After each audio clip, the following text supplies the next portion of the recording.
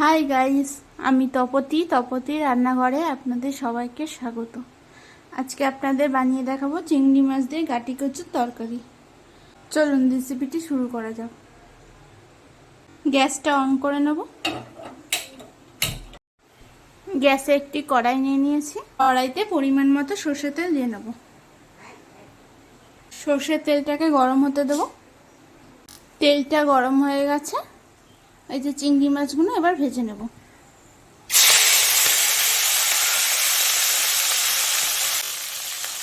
একটু নুন দিয়ে দেবো, একটু হলুদ গুঁড়ো। এবার চিংড়ি মাছগুলোকে ভালো করে একটু ভেজে নেব।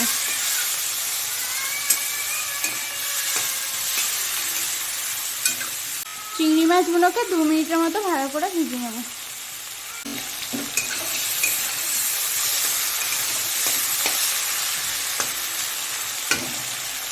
চিংড়ি মাছগুলো ভাজা হয়ে গেছে, এবার তুলে নেব।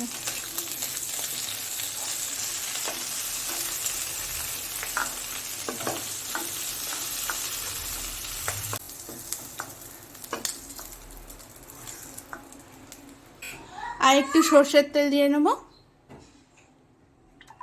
একটা তেজপাতা দিয়ে দেব, একটু গোটা জিরে, আর একটা বড় সাইজের পেঁয়াজ কুচি দিয়ে দেবো। দিয়ে একটু ভালো করে ভেজে নেব। পেঁয়াজটা কালার চেঞ্জ হওয়া অবধি একটু ভালো করে ভেজে নেব।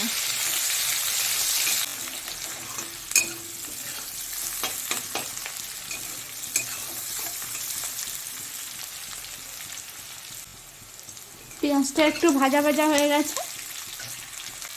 এবার এখানে আলু আর গাটি কচু কেটে নিয়েছি। এবার এগুলোকেও একসঙ্গে ভেজে নেব।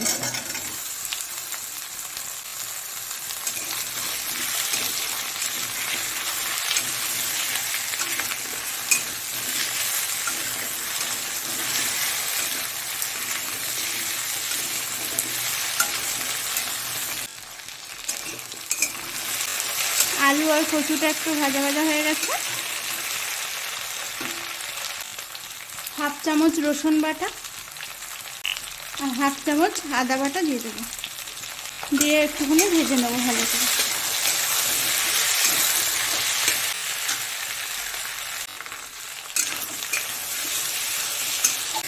আদা রসুন দিয়ে কাঁচা গন্ধটা চলে গেছে। এবার একটা বড় সাইজ টমেটো টুকরো করে নিয়েছি, এবার দিয়ে দেবো। আর এই যে কাঁচা লঙ্কা দিয়ে দেবো। দিয়ে আর একটু ভেজে নেব।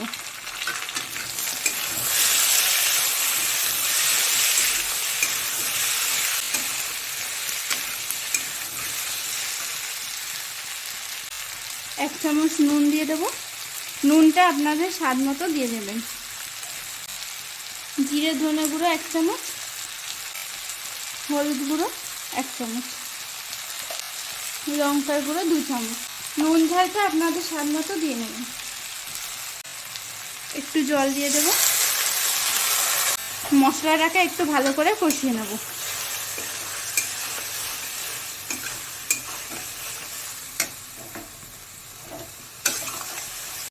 মশলা দিয়ে যতক্ষণ না কাঁচা গন্ধ হয়ে যাচ্ছে একটুখানি কষিয়ে নেব। মশলা যত ভালো করে কষাবেন তরকারিটা তত টেস্ট হবে। মশলাটা আমাদের কষানো হয়ে গেছে। আর এই যে ভেজে রাখা চিংড়ি মাছটা এবার দিয়ে দেবো।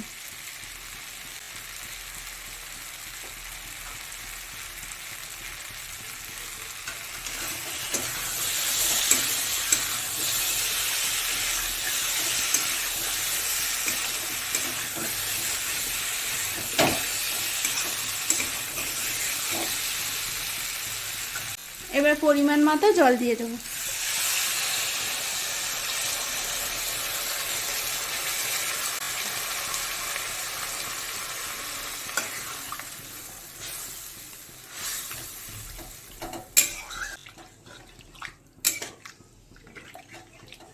এবার তরকারিটাকে ঢাকা দিয়ে 5 মিনিটের জন্য রান্না করে নেব।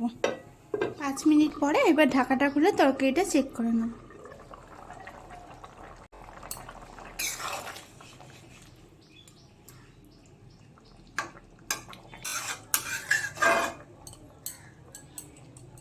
ঢাকা দিয়ে আর 2 মিনিট রান্না করে নেব। মিনিট পর ঢাকাটা খুলে তরকারিটা চেক করে নেব।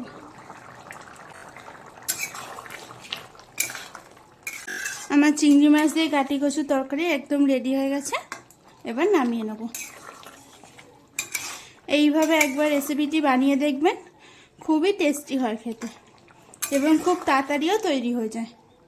গাটি কচু দিয়ে চিংড়ি মাছের তরকারি রেডি হয়ে গেছে। যদি রেসিপিটি ভালো লাগে লাইক, কমেন্ট আর সাবস্ক্রাইব করে দেবেন, চ্যানেলের পাশে থাকবেন।